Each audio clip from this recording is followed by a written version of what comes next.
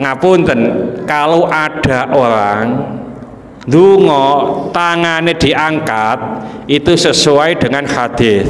Tidak hanya hadis ini saja, ya. Jadi banyak hadis.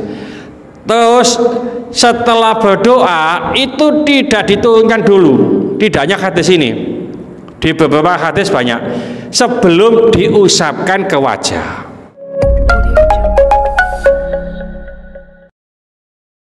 Assalamualaikum warahmatullahi wabarakatuh. Bismillahirrahmanirrahim.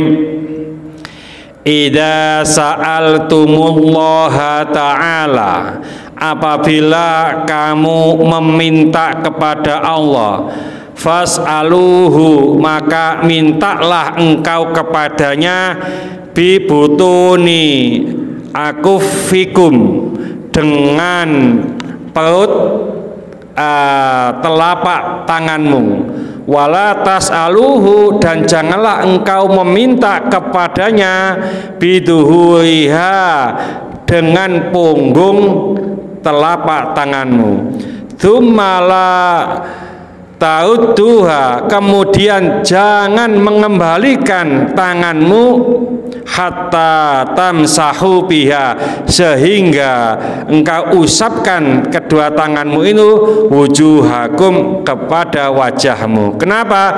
Fa innallaha, karena sesungguhnya Allah, ja'ilun fiha, menjadikan yang demikian itu barokatan, keberkahan. Rawahu Abu Dawud. Nah, hadis ini adalah salah satu etika untuk berdoa. Pertama, dan hadisnya masih banyak, Pak. Hadis yang lain menunjukkan kalau kamu memohon kepada Allah, ya angkatlah tanganmu.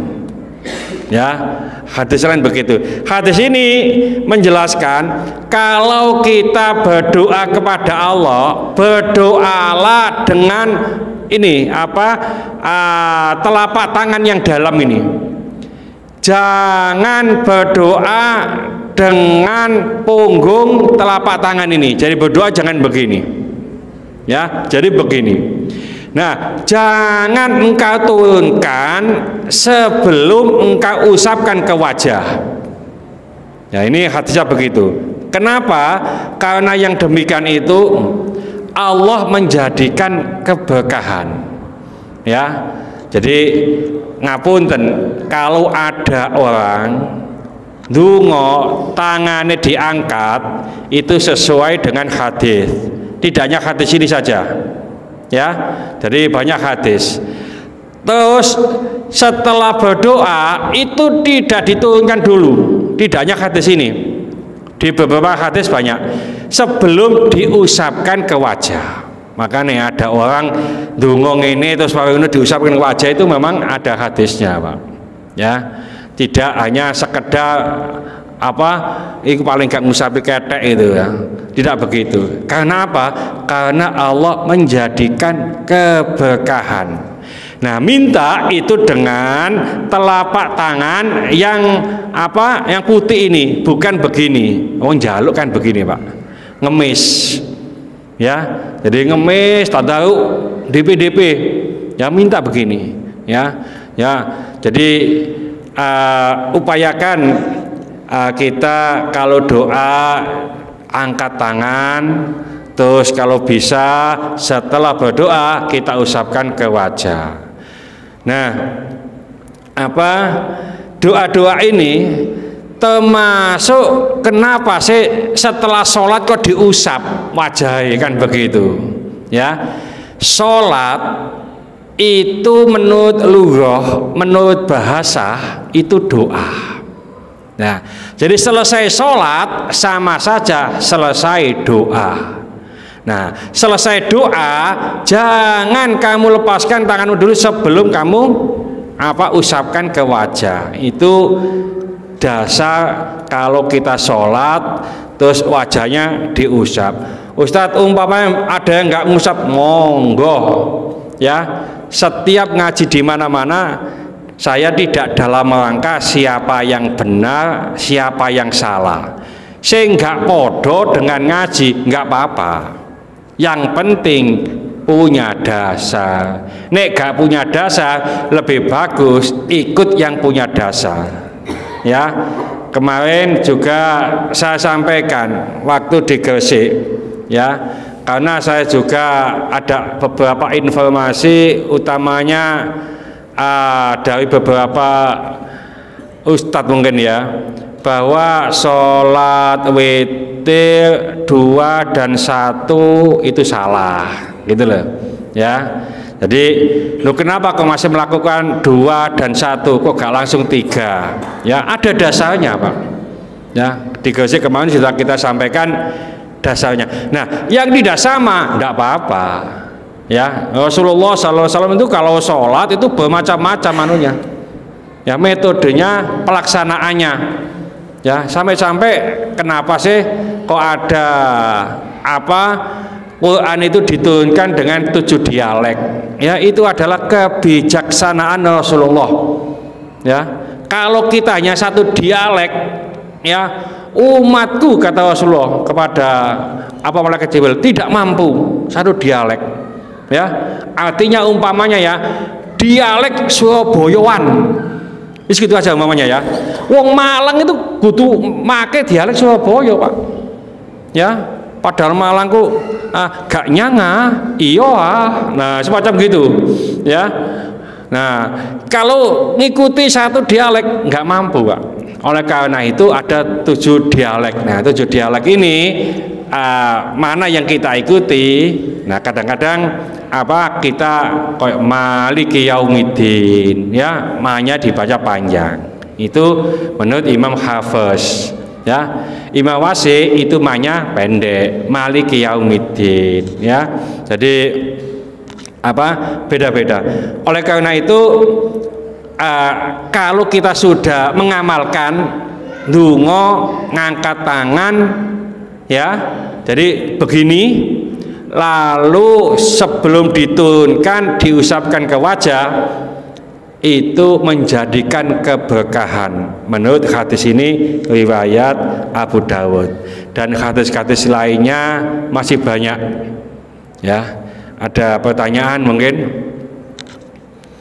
Nah karena keberkahan Pak ya, monggo.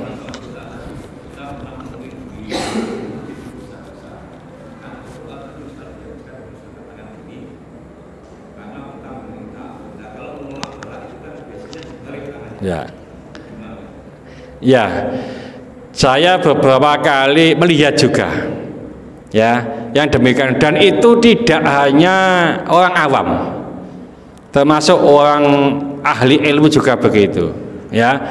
Nah, memang ada sebagian orang yang memaknai ini jaluk ini nolak ini, kan gitu Pak ya. Nah, tapi ada ulama yang masih jaluk, masih nolak yang ini, gitu loh. Nah, menurut hadis ini ya, nolak minta ya itu tetap pakai gini ya. Jadi nolak ya Allah, tolaklah ya Allah, tolak. Nah tolaklah itu juga sudah minta ya, permintaan ya. Jadi insya Allah yang pakai gini itu juga ada dasarnya ya. Tapi senyampang yang saya ketahui dari ustadz saya itu tidak pernah yang begini. Jadi makanya saya tetap mengikuti yang begini ya. Jadi monggo nek ono yang dongo Allah nafa antal gola wal bala dan seterusnya ya, itu begini monggo ya. Jadi kita tidak perlu menyalahkan, tapi yang begini ojo disalahno juga kamu jaluk gitu deh. Ya Allah tolaklah balak ya Allah. Nah itu jaluk. Nah minta itu juga tetap begini, karena ini hadisnya secara umum jaluk itu begini, mas jaluk ditolak lah gitu ya. Monggo dak sing penting aja ambek sikil gitu ya Pak ya. Ada lagi hadis yang menyatakan Rasulullah pernah berdoa dengan 1 jari begini ya, ada begini ya. Cuma ini enggak begitu masyhur ya yang begini nih ya. Nah, minta pada umumnya secara umum minta itu begini. Umpamane ngapunten ya, wong ngemis Pak kula nedhi Pak, nah, umpamane begitu ya, secara umum ini juga nggak pas ya. Tapi Rasulullah pernah melakukan macam ini ya. Tapi kalau ada yang berdoa semacam ini, ya ojo disengeni. Sing gak itu begini, Pak, ya. Nah, meskipun ini bagus, doanya semacam ini juga nggak pas, ya. Sama dengan isyarah ketika kita tahiyat. Tahiyat itu isyarah pertama di dalam hadis itu dijelaskan dengan telunjuk. Yang kedua dijelaskan dengan jari-jari sebelah ibu jari. Jadi Rasulullah itu ada dua, jari-jari sebelah ibu jari, ya ini. Yang hadis yang lain ditunjukkan bahwa dengan telunjuk, ya. Nah, ini kalau kita isyarat tahiyat itu pakai telunjuk. Masuk ini bagus pakai ini juga tidak boleh. Apa mana ini, Pak? Ya, ini lah ndok lah, ya. Ini kan ndok tagak, ya, ayamnya ini.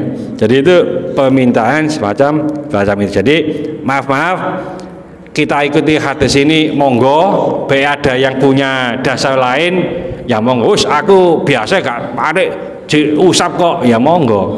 Kalau punya dasar, kalau nggak punya, lebih bagus ikut yang punya dasar saja. Ya, mudah-mudahan sedikit ini dibarengi hidayah oleh Allah Subhanahu wa taala. Mudah-mudahan segala hajat kita dikabulkan Allah, segala kesulitan kita dibantu oleh Allah. Mudah-mudahan anak-anak kita menjadi anak soleh solehah, taat kepada Allah, patuh dan nurut kepada kedua orang tua. Ya, kasih keturunan, mudah-mudahan Allah keturunan yang soleh solehah. Jangan kasih jodoh, mudah-mudahan mereka jodoh yang soleh solehah.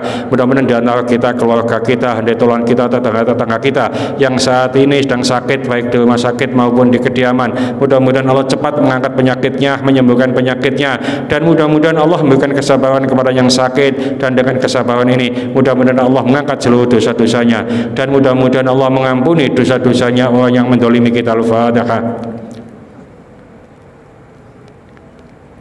Bismillahirrahmanirrahim. Al-asri innal insana fi khusrin illa alladziina amanu wa amilus solihati wa tawassaw bil haqqi wa tawassaw bis sabr. Subhanakallahumma wa bihamdika asyhadu an la ilaha illa anta astaghfiruka wa atubu ilaik. Assalamualaikum warahmatullahi wabarakatuh.